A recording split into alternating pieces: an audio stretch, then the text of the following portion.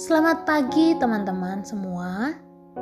Pagi ini kita merenungkan firman Tuhan dari 1 Samuel pasal 24. Jadi masih menceritakan tentang Raja Saul, di mana Raja Saul terus cari cara untuk membunuh Daud.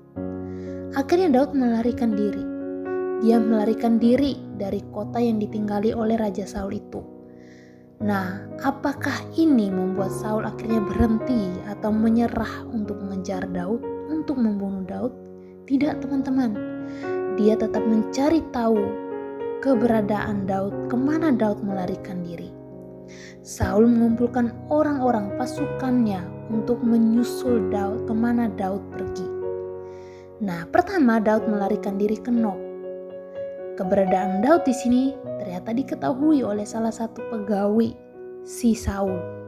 Mengetahui itu, Daud kemudian melarikan diri lagi ke Gad. Tetapi ia menjadi takut karena orang-orang di sana juga kenal Daud. Kemudian ia lari ke gua Adulam. Ia ke kota Kehila. Tapi Saul juga tahu bahwa Daud berada di sana. Kemudian ia berencana untuk ke sana untuk menangkap Daud. Tapi Daud tahu dan dia melarikan diri, bersembunyi ke tempat lain. Apakah Saul berhenti? Tidak, teman-teman. Saul tidak menyerah sampai di situ. Ia terus mencari tahu keberadaan Daud. Dan sekarang Saul dan pasukannya berangkat ke padang gurun En-Gedi. Karena Saul telah mendengar bahwa Daud melarikan diri ke sana, yaitu padang gurun En-Gedi. Nah teman-teman, ternyata tanpa sepengetahuan Saul, ternyata Daud mengetahui keberadaan Saul dan pasukannya. Dan ada kesempatan bagi Daud untuk membalas Saul, membunuhnya. Tapi apa yang dilakukan oleh Daud?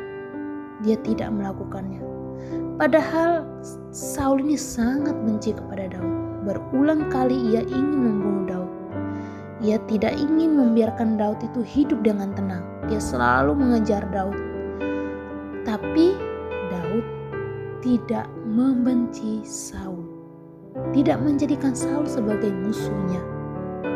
Dikatakan dalam pasal ini bahwa Daud itu mengasihi Saul.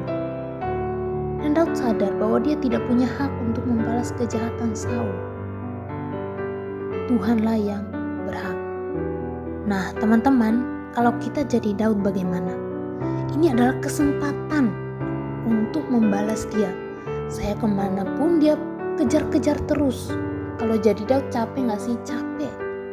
Kenapa? Karena Saul tidak membiarkan dia hidup dengan tenang. Nah ini kesempatan sebenarnya untuk membalas. Tapi apa yang dilakukan oleh Daud? Dia tidak melakukannya. Karena seperti yang sudah dikatakan tadi, dia tidak punya hak. Nah kalau kita jadi Daud bagaimana?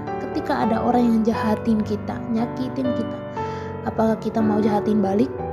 Tentu tidak, teman-teman. Kita belajar dari Daud untuk tidak membalasnya.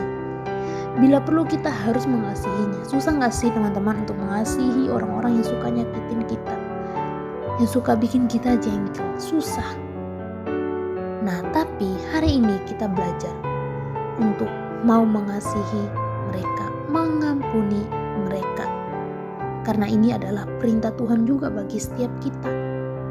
Seperti yang dikatakan di dalam Matius 5 ayat 43-44. Kamu telah mendengar firman, kasihilah sesamamu manusia dan bencilah musuhmu. Tetapi aku berkata kepadamu, kasihilah musuhmu dan berdoalah bagi mereka yang menganiaya kamu. Bahkan kita diminta loh untuk berdoa bagi mereka. Kita diminta untuk kasihi mereka.